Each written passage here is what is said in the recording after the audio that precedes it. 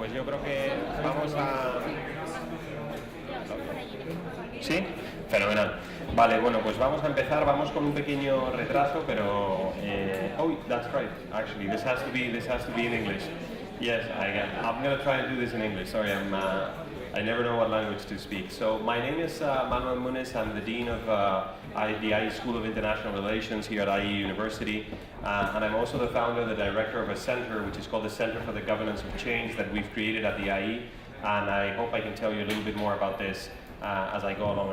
I'm joined at the stage by CARMEN, who is our Deputy Minister for Innovation and Research, and a fascinating person in her own right. She's been in government since 2012, and she'll introduce the panels later on, but I wanted to give you a background to how we got here and what we're going to be talking about in the next couple of sessions. So for the first time, I think, in the South Summit, and thanks to Maria, to whom I'm also very grateful for allowing us to do this, we're going to have a few sessions, not so much on the micro issues and entrepreneurship and innovation issues, but on macro issues that have to do with governance of emerging technologies. So we're going to be looking at what is the aggregate effect of technological change across sectors and across countries, what opportunities does that bring and what challenges does that bring. It's a fascinating debate, so thank you for coming with us on the ride, and I hope you get to enjoy this. And I'm just going to say a few words as a backdrop to what brings us here, and hopefully we'll keep you here and bring other people on board as we progress. I don't know how many of you have seen a graph like this, or this graph. This I did with a colleague of mine. It's a combination from work from two scholars. This is 2000 BC, and that is our time, so 4,000 years of history. And what you have plotted here in the black and the blue is world population and social development index. Social development index is a measure of material wealth, fundamentally. So as you can see, linear development for thousands of years, many, many centuries. The scientific revolution, the industrial revolution, and boom, both measures skyrocket. So we live right there on that curve of exponential change. That brings with it massive questions about governance, which I hope we can get to explore as we move forward. In the background, by the way, cheekily we added historical events or periods that we tend to think are very significant in human history, just to show how little incidence, how little impact they had on our capacity to sustain population or generate material wealth. So from the point of view of our capacity to create wealth, the only truly significant event in human history is the advent of science and technology and its application to economic processes. This is the same graph, but in GDP, a region of the world. Actually, this is year one. That is 2008. So the first time I saw this, I thought it was wrong. I thought this might have been one of the axes. Actually, no. All of our economic development is concentrated in that significant development in the last 150, 200 years. This is another measure of velocity of change, which you guys have probably seen. The time it took these technologies to reach 50 million users. So the phone, almost a century. Facebook, 3 years, Angry Birds, 35 days, Pokemon Go, like 6 days, right? So the world is really speeding up. This is happening because of many, many processes of transformation along many vectors. This is the McKinsey categories for this. You could come up with a whole range of other categories, but these are significant. I think they help understand the vectors of transformation, automation of work, Internet of Things, genomics, et cetera, et cetera. Today, here, and this is actually the end of my slides, we're going to discuss 3 of those vectors. One is robotics, AI, and the transformation that's bringing to the jobs market and its implications beyond work. Also, it's the political economy of those changes. We're also going to be discussing bio, and we're going to be discussing data and privacy. So 3 of those very, very big vectors. Now, let me tell you just a word about this center in case any of you are interested. We can discuss this later, and then I'll give the floor to the Deputy Minister. We've created this platform at the IE to try to think about these things in a systematic and interdisciplinary way. So it's an applied research center that has programs that actually map, not identically, but almost, these vectors of transformation. And we're bringing people to the table from engineers, doctors, philosophers, political economists, et cetera, to try to understand the implications of these things and to come up with a governance agenda. It is very worrying, and actually, I'll leave you with this thought, that there are serious questions about our capacity individually and as a society to govern that velocity of change. This brings with it massive challenges. So the more we think about these things, the better, and I think each of us can do a number of things about this in our individual capacity and then through the institutions we represent. So I'll leave it at that. This is just a brief introduction to the panels and why we're here. I hope you get to enjoy them. But before we move into the panels, The floor is all yours. A real pleasure to have you here. Thank you for accepting to open these sessions for us. It's wonderful, and the floor is all yours. Thank you so much. I would like to keep this slide, Okay. because I need to just begin into making a couple of complaints. First of all, it's not fair that I duplicate the age of the average of the people that is sitting here, so this is not very good idea. Second, as biochemist, I always use a slide, but it was recommended not use it. I have an additional recommendation from the Foreign Affairs Minister. I need to speak Spanish, but here I need to speak English, so everything has been changed. So I will keep this slide from my colleague to at least have part of this. So it's really a pleasure to be here with all of you. And I probably you already can say along this day, but I want to mention especially Maria Benjumea. Of course, it's necessary to also to give some word for the sponsor or the people that is really helping and contributing to have this fantastic initiative and this fantastic meeting that you know, and trust me, without Maria, nothing happens. And no, it's true. I have some small reference to organize some meeting and some for the European Federation of Biotechnology, 1,500 people in Madrid, crazy time. But this is even crazy than that, you know. And that corresponds to an attitude and a person like Maria that is able to do it.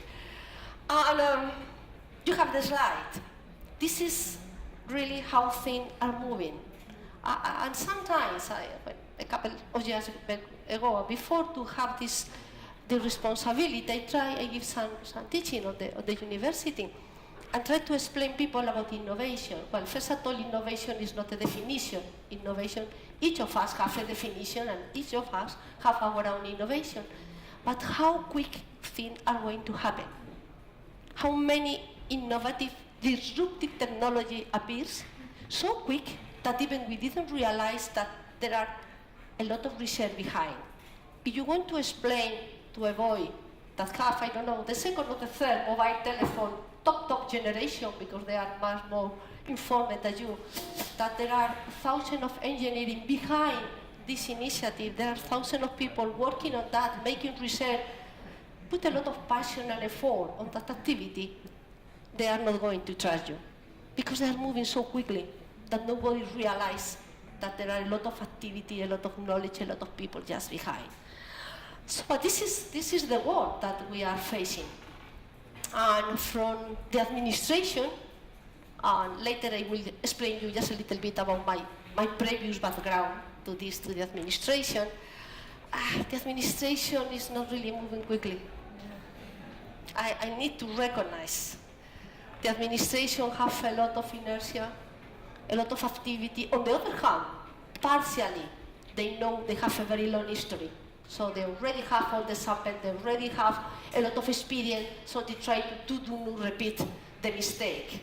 But the administration is not moving. So how you can combine with an administration that is in certain way moving slowly to follow, to catch up this kind of initiative?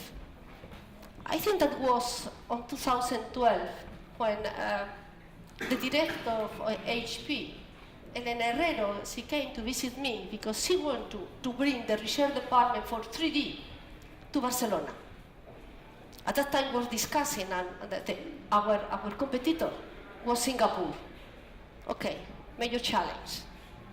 Finally, the 3D research department coming to Barcelona. Now 3D is, you know, everything is doing with 3D. A lot of, if you go to the automotive sector, thousands of pieces are making for this, even the peanuts, even the gift that they are providing. And it was 2012, the research department, you know. So we really are moving quickly. What can we do in a country with we are not really on top of research? This is, I think that we need to recognize. Nevertheless, I would like to provide to you some information about how is the science and technology system in Spain. We, as Spanish, are 0.7% of the world population. We are 1.7% of the total scientists and technologists on the world. With these people, we are able to produce 3.5 of the total scientific publication of the world, 4.6 of the excellent publication, and more than 6 of the publication in the best journal related to science and technology. So we are not doing bad, And we did that in a very short period of time, because our first science law is 86. So in just a little bit more than 31 years, your average, we have been able to do this kind of thing for research. How we did this movement of knowledge circulation from research till product, till services, till activities in companies. Not so good. We need to recognize, not so good. There are many reasons. I think that I will not have time to explain you, but probably you have been suffering me previously and you already know which is one of the reasons. This transfer technology is not properly done. One of the reasons we have not a very important business sector. In fact, our companies devote 52% of the total R&D in our country. If you want to make a top comparison, 80% are running the business, the enterprise at South Korea. So we have a different level. So we are not making this kind of knowledge circulation in a proper way. So that was one of our ideas, our decision when I took this position in 2012. We need to put together, we need to broken the silos, because the academia is in one side, the business is the companies in other. But it's normal, because we always have a strategy for research and a strategy for academia, everything very well separated to feel comfortable, each of us in both sides. But this is not the interest. We really need to put all together. If not, we are not going to do anything. So we need to broken some even mental borders to separate, but as an exercise of our interest to foster the public-private collaboration, we just only make 2013 one strategy for research, development and innovation. Just only one. One book that has a lot of meanings. We want to put all together. Because who is, at the end of the day, the task, the activity, the objective and the interest of science? To solve problems. First of all, you need to know.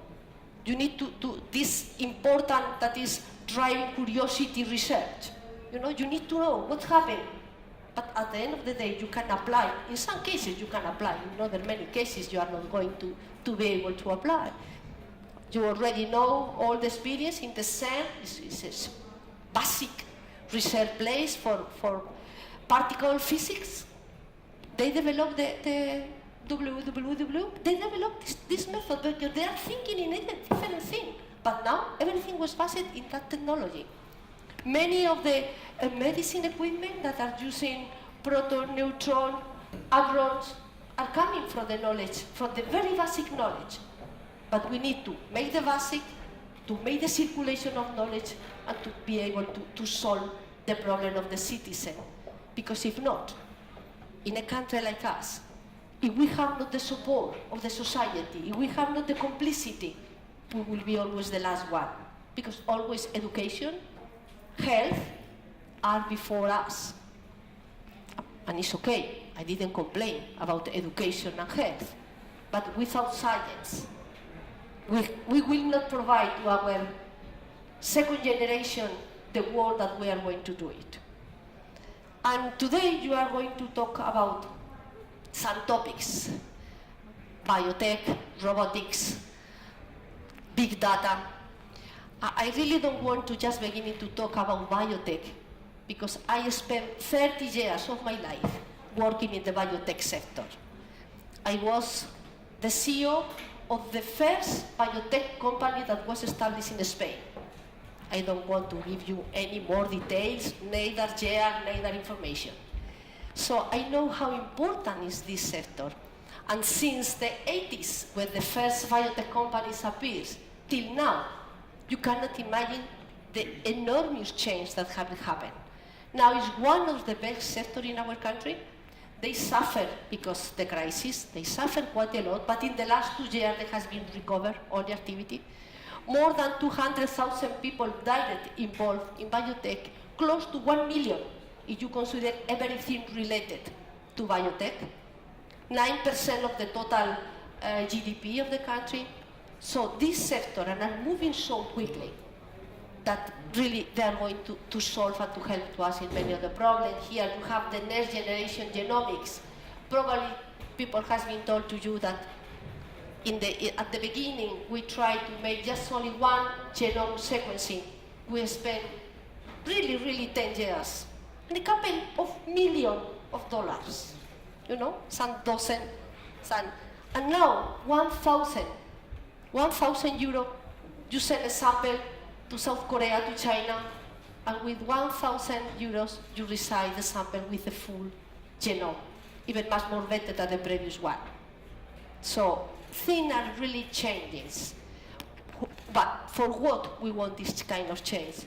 For the next generation genomic, sooner or later, we are going to have all of us our genome, and when you are going to the hospital, you provide the data, and you will be screening according to some information, and you are going to have a better diagnosis, a better therapy, because many of the diagnoses are wrong, many of the therapies are useless.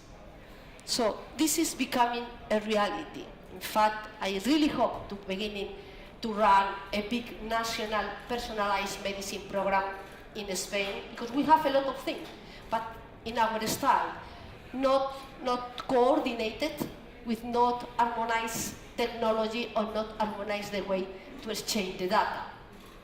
How about exchange data? How about big data? How is our position? Because definitively big data and digitalization, robotics are really, I think, or we are there or we will not be any place. We were enough lucky because in 2004 it was established the National Computing Center, the Barcelona Supercomputing Center, that is now located, of course, at Barcelona, and it's a combination between the central administration, 60% and 40%, the public Catalonia, the Polytechnic University. So this institution is becoming now the lead of the Spanish network of supercomputing, and this institution is one of the first in Europe. I don't want to say the first because you can consider that it's too much, but it's one of the first. They are leading the PRAISE initiative, and just a couple of months ago, I signed at Rome the high HPC program, the really big program where Europe is really considering the possibility to produce S-scale computers. S-scale computers means 10 to the 18 operation by second. This is even more than the viral titer. You know, for the biologists, this is a different thing. So Spain is in this initiative. Europe is really driving. First time that they decide to take care about that, because probably you know that we are not able to produce in a single chip. So we have a lot of development for software, but we have nothing for hardware. And if things are moving and so quickly as they are doing, we need to be there, because if not, others will be there, and we will be just running after all of them. I realize that they make some comment that they need to stop.